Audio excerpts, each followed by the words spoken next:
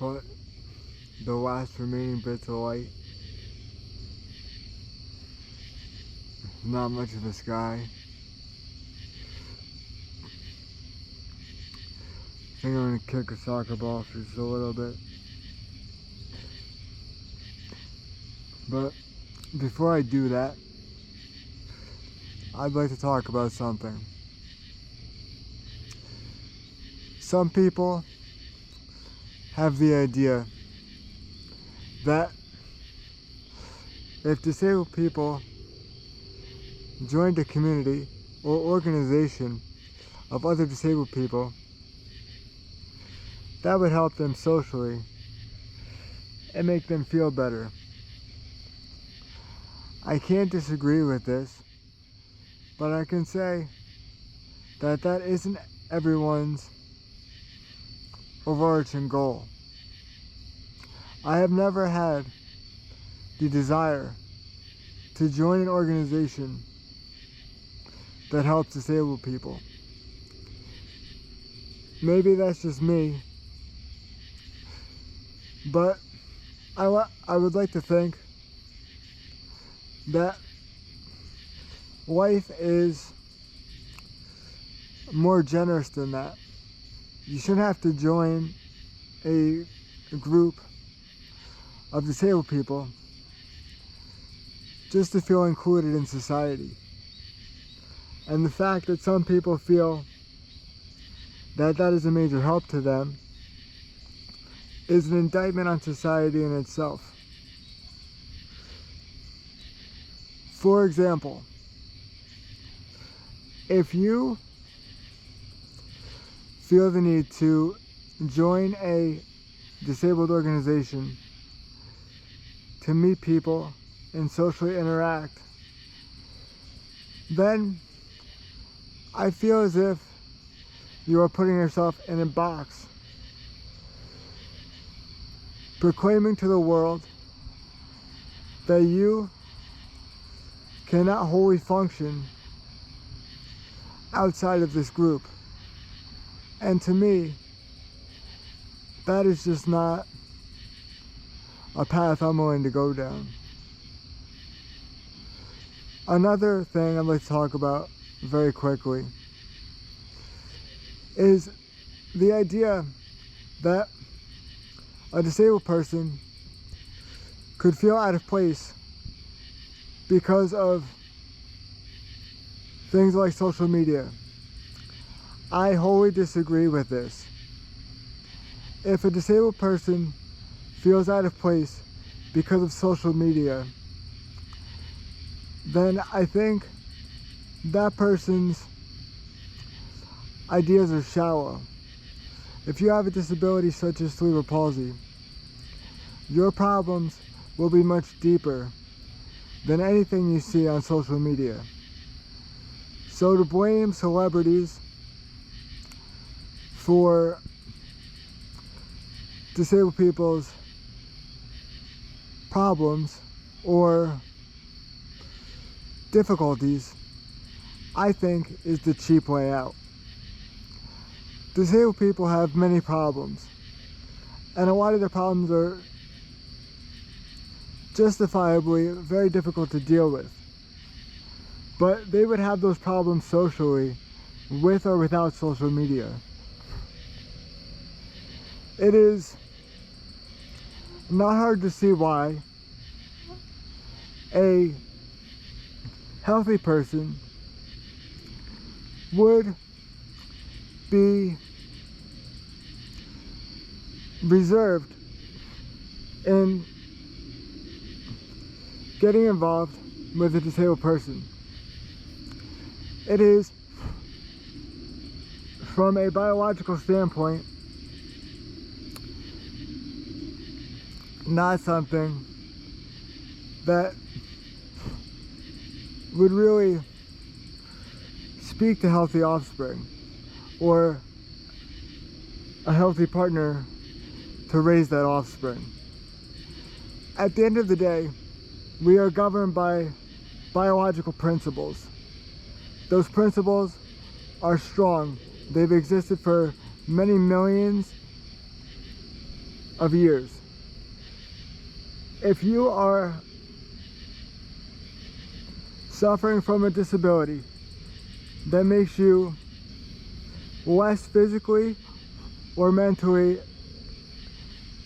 capable of doing something, you are going to be seen by the opposite sex as somewhat of a biological risk. And biologically and psychologically, risks of that nature are to be avoided. So that is why disabled people often feel and often are marginally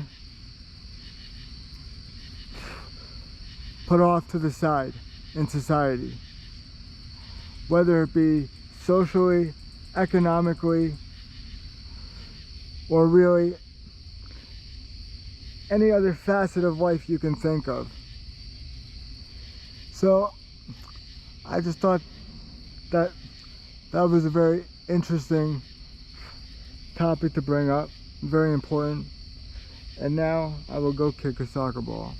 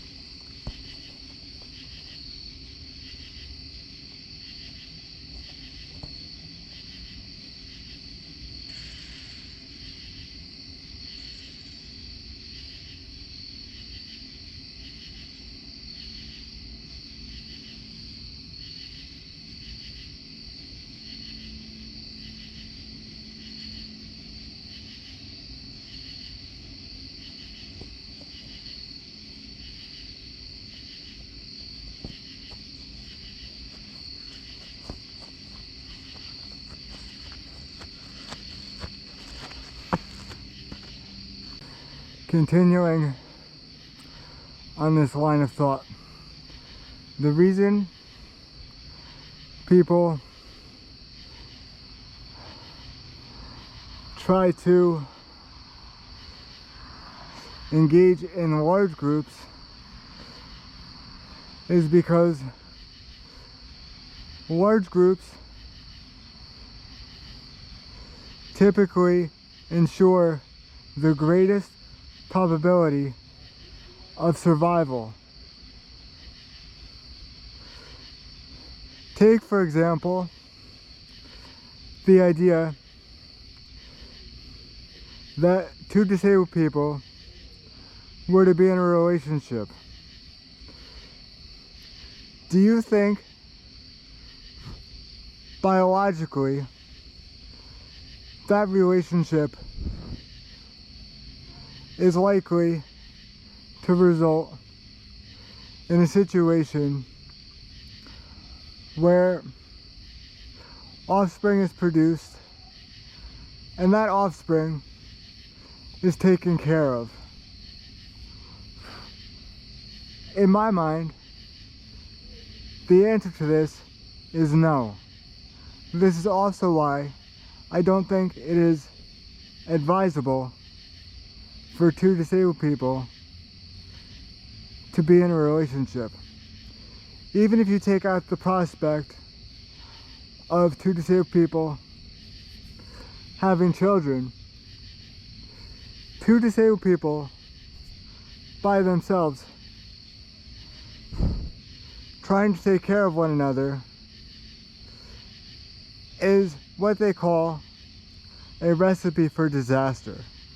In my opinion, and my opinion alone, it is best, it is optimal for a disabled person to date and be in a relationship with a non-disabled, normally functioning person. Because at the end of the day, that normally functioning person will most likely have to take care of the disabled person in any number of ways. And for some people to not recognize that or to brush it off is wrong. It is looking at life in such a cherry-picked, wrong way that it can be almost flatly disregarded. So I hope all of this helps people understand why I have such a